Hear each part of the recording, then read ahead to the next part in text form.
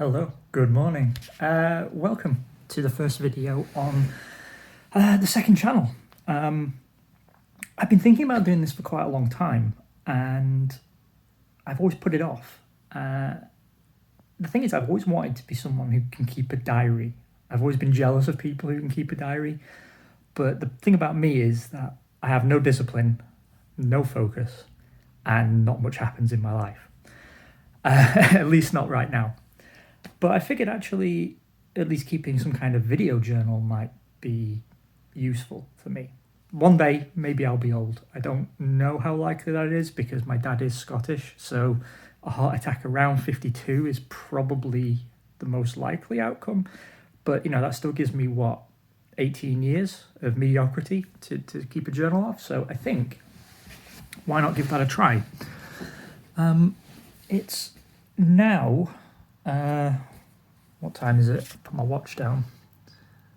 It is 10:56 on Thursday. I don't even know what fucking day it is. It's sometime in March. Jesus. What date is it? I don't even fucking know. Maybe my phone can tell me. It's the 18th of March. There we go. For some reason I had 16th in my mind. I'll be better prepared next time, promise. And it's now been about a year since we went into the first lockdown here in Berlin. Honestly, our lockdown hasn't felt as strict as it has for some of my friends elsewhere in the world. Aside from working at home and not being able to go to the pub or go out for meals for much of that time, not a lot has really changed. In my daily life, but I'm quite introverted. I tend to travel alone. If I meet friends, it makes no difference to me if we have beer in a bar or we go to someone's place and have a beer. And working from home has been like my fucking golden age. It's like a renaissance. I think the lack of human contact is not really a huge problem for me, and it's allowed me to work on things that I've been wanting to do for quite a while. There's been hard days, of course, because, there is for everybody. But the big thing at the moment, of course, is that we're trying to get everyone vaccinated. And if you've ever had the sort of cliche in your mind of Germany being sort of a well-run, organised kind of place, you have to delete that from your mind completely, because I've lived here 11 years in October, and it's just not true. It's never been true. It is the most frustrating, bureaucratic place I've ever been in my life. It really is. Everything's done to the letter, which sounds efficient, but when there's a million steps when one would do, it's the complete opposite. So unsurprisingly, the vaccination effort here has been pretty shitty. And a few days ago, they announced that the British vaccine was being suspended, so that pushes things back even further. I don't know how I feel about it, to be honest, because it seems overly cautious, and I think to some extent unnecessary given the data that's out there. But for sure, there's parts of lockdown I'm actually kind of liking, and I don't know if I'm quite ready for Berlin to return to being Berlin. It's not really been a secret that I've been thinking about moving away from the city for a few years, or at least, there's been some kind of desire to get out. And I think it's because I've never really felt like a Berliner. I don't mean that Germans have in any way made me feel unwelcome. It's just Berlin has like a particular vibe. I fucking hate using that word. It sounds so pretentious, but it's true. It's kind of got a unique feel to it. And it's never been one that's appealed to me. If you're into experimental art, experimental theatre, sitting in the club for 36 hours, it's that kind of place, and it's just never really appealed to me. And one of the reasons actually I've struggled to make social contact is I'm one of those boring people that doesn't take drugs. I'm quite anti-drugs. That's down to personal experience with people in my own life. That for every person I've ever met who does it and had nothing but a good time. I know 3 or 4 who have had horrible experiences, dangerous experiences, or just come out of it completely fucked up. And given how few people I meet in my life, like that ratio, that just said to me, stay away. So I've never dabbled really with drugs. I've never been into the rave scene here, the EDM techno parties, and that's primarily what a lot of people do, even at my age. I'm not exactly a spring chicken anymore. I'm 35 this year, and it's quite common to see people in their 40s going to these things. And for me, the idea of going to a club at midnight on a Friday and still being there lunchtime on Sunday, I can't think of anything I'd hate much more than that, I think. But also, I'm not sort of the bohemian hippie type who gets a kick out of sitting in the park all day with someone who brings along the obligatory acoustic guitar, and it's just not my thing. I don't look down on people who enjoy it. I don't hate it. It's just, I know so many people who are really passionate about living here who are desperate to stay here, and I've just never been one of them. I've always felt bad when I've known people who've been deported, like Australians or Americans, who lose their job and then they have to leave. And up until Brexit, I mean, for me, I'm still not affected because I've been here long enough that I have permanent residency now. But me, who didn't really want to be here at all, could just stay. And people who, re-geared their entire life to make the move here, they had to leave. And that always seemed kind of unjust to me. But Corona's offered an opportunity to kind of reevaluate things. And I do think moving away is a realistic opportunity. I just haven't figured out exactly what the plan is. What I have figured out, though, is it's been quite a while since I've talked directly into a camera like this. I used to do internet TV, like web TV, comedy. I tried acting, wasn't great at it, but I could do it. And every time, I look like shit. I don't know why, and I look like shit today. So apologies, because this, I think, is recording in 4K, so you're going to get like all the fucking disaster area in the highest resolution I'm able to provide it. Hopefully it doesn't put you off whatever you're eating or drinking. The other big news of the last few days has been the death of Murray Walker. I've done 2 videos on that already. Simon and I did a live stream last night covering our own memories of the man himself. And I did an episode of Grand Prix World on the main YouTube channel talking a little bit about Murray. It sucks. It does suck. Normally I'm completely unaffected by death generally, actually. I've never cried at a funeral. It's always just been one of those things for me. And if it's someone I don't know personally, it's even harder to sort of get truly invested. But with Murray, it was different. Because as I've said in those videos, I don't think I recall anybody ever being so woven into the fabric of life. He was like an extra member of the family every Sunday afternoon. So that sucked, but I have enjoyed sharing memories of the man and sort of talking through the impact he had on my life. And I see so many people everywhere else talking about the same thing, and that actually makes me kind of happy. It's good to see the man remembered so fondly and with the affection that he deserved. So while it sucks that he's lost to us, we'll always have the archive footage, we'll always have the Murrayisms, and it's nice to see the whole community around the sport, the fandom, if you will. I fucking hate that word too.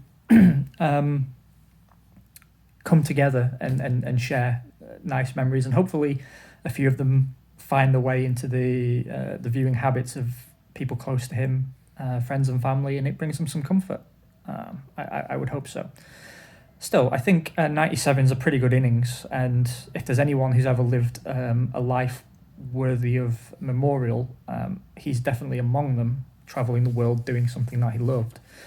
Not many people are that lucky.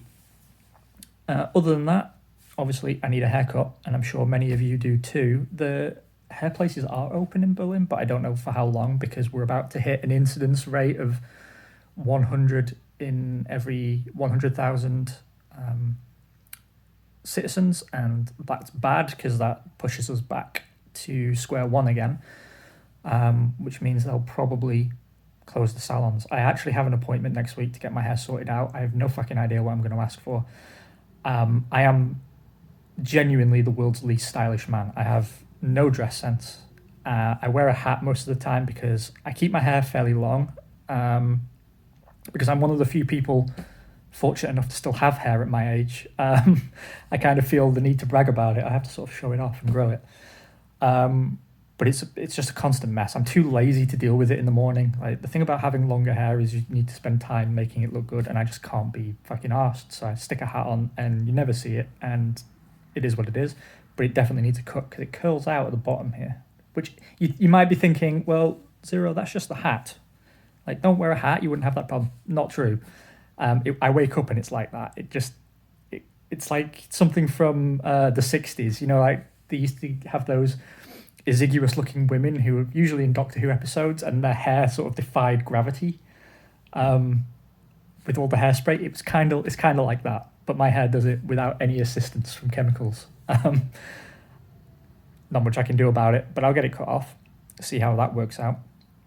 What I'm really hoping for, though, obviously the situation to get better. I know a lot of people, a lot more extroverted, more perhaps healthy people than myself are really, really struggling in lockdown now. People close to me as well are completely fed up of it. I'm also kind of worried that the atmosphere, at least in Berlin, which is a city pretty much dedicated to partying, that hasn't been able to party for about a year, at least not indoors.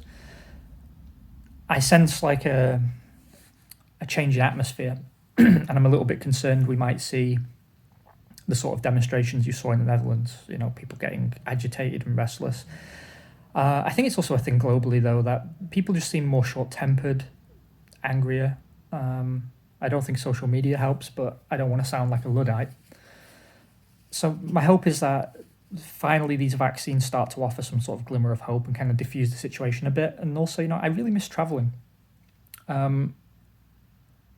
You guys who've been watching the channel for a while know that it hasn't been the easiest few years for me. I'm not here to whinge about it. I don't want to vomit that kind of stuff onto the internet. I don't think it helps, and I think there's channels out there that can talk about this stuff in a more constructive way. Sadly, a large number of them are just people talking about themselves, and I'm endeavouring to avoid becoming some other contributor to that phenomenon, because, you know, that's something I've noticed. Whether you're talking about social issues, political issues, mental health issues, or whatever, it's just thousands of people shouting into the void, talking about themselves, you know. Speaking as a Belgian man, it's like, who gives a fuck? Speak as a human being. So eager not to contribute to that problem. I won't go into too much detail, but it's been a few years where I've had to learn things about myself that perhaps I didn't know, and that was fascinating for me, actually, because you think you know yourself, right? You think you will kind of understand your own motivations and everything, but it turns out it's not true. And it turned out I didn't really know much about myself at all. And whenever people used to say that and I'd hear it, I'd always think, what the fucking hell are you talking about? But it's one of those things that until you experience it yourself, you don't grasp. So the only thing I will share with you on this topic is, if you want to really know yourself, and it's an exercise you can do yourself, don't consider what you think or what you feel. Watch what you actually do. And you'll be fascinated. You'll be really surprised. Like, if you sit at the end of the day and think, okay, what did I do today? How did I handle different things?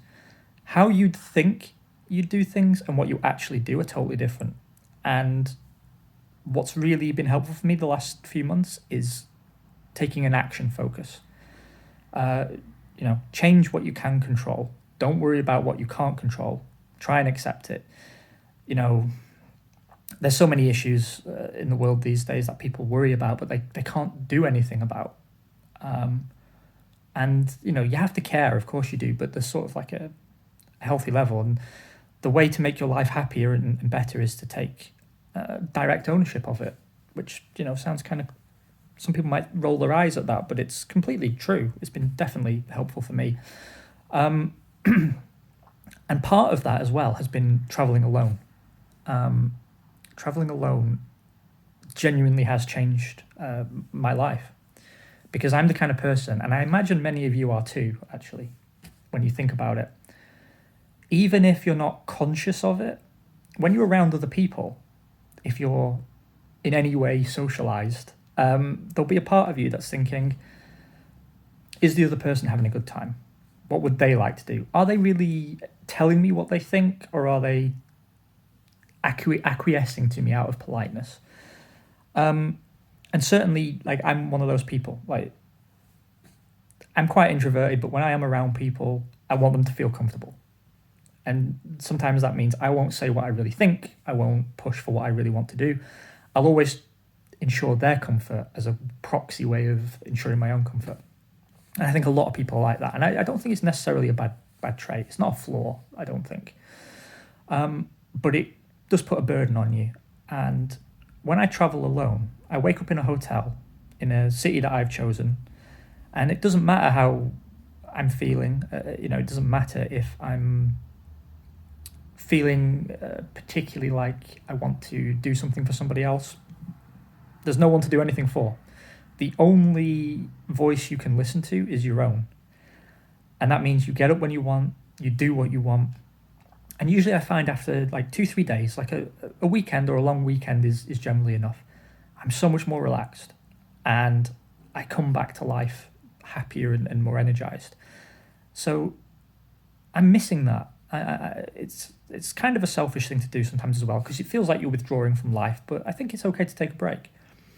And I'm really missing that. I want to get back to Norway as soon as humanly possible, because that's where I'm at my most chill. Beautiful country, wonderful people, and there's still so much of it to see.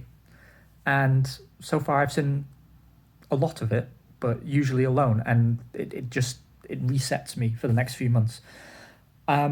Hopefully things open up soon. People can once again begin to enjoy the world, and I hope you guys get a chance to enjoy the world too. And if you have the opportunity, travel alone. I honestly can't recommend it enough. Anyway, I've talked at you more than long enough now. Hopefully future episodes are less boring, less rambling, but it'll take me a while to finesse the formula. But again, I know you have a choice with what you do with your time, and there's a lot of channels out there for video games and for vlogging. I'm pathetically grateful that you've chosen to spend some of your time with me. I don't take it for granted. And I hope you've enjoyed it. Take care of yourselves. Have a kick-ass day, and I hope the end of the week is as kind to you as possible. Bye for now.